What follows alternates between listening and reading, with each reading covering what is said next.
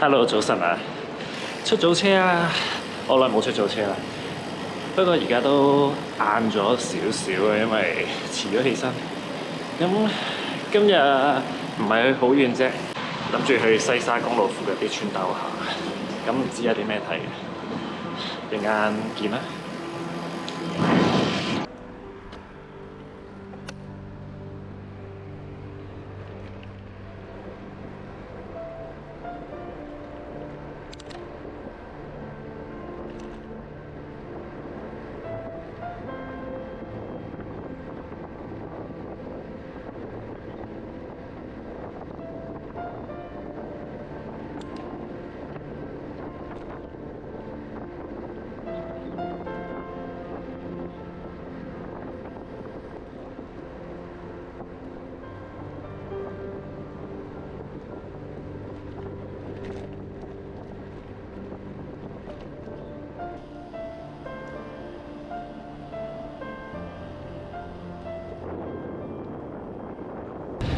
天氣好似都唔錯啊！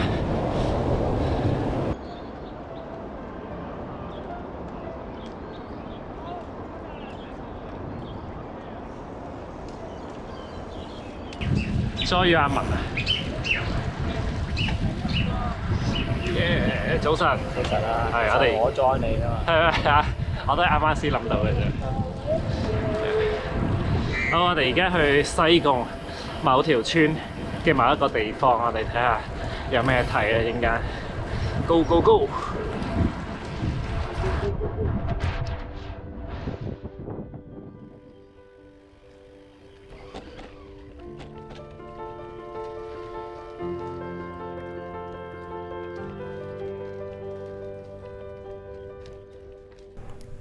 上一條片講到我終於整好咗部單車啦，咁梗係即刻去踩車啦。由於第一兩次出車都只係測試同埋 set 車，所以就冇拍片啦。今次就準備好啦，去個近近地嘅後花園逛下先。其實今次去嘅地方係西沙路附近嘅一個碼頭邊，事前只係 Google Map 睇下，並唔係知道實際景色係點嘅，就當係發掘一個新嘅地方啦。都唔知會有咩睇㗎，抱住去咗試算嘅心態啦。刷完牙洗完面，收到文師兄嘅 message，話準備出車，咁我哋就二話不說，孖橋見啦。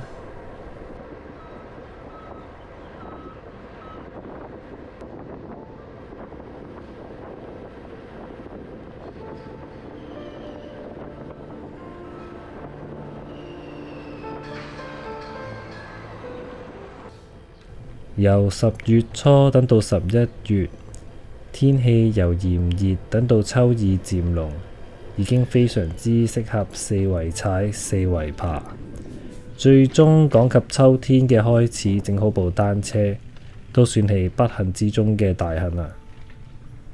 今次短距離郊遊就當係一個小旅行啦。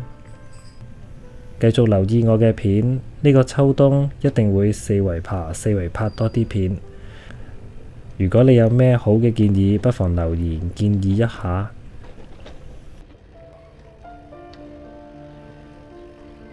哦，到啦！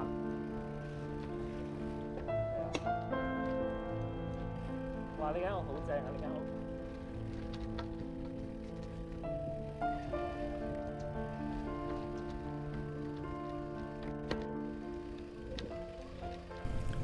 睇住 GPS 左兜右兜，終於揾到海邊啦，就靜靜地兜個圈，聽下海浪聲，聽下雀仔聲，行下坐下先。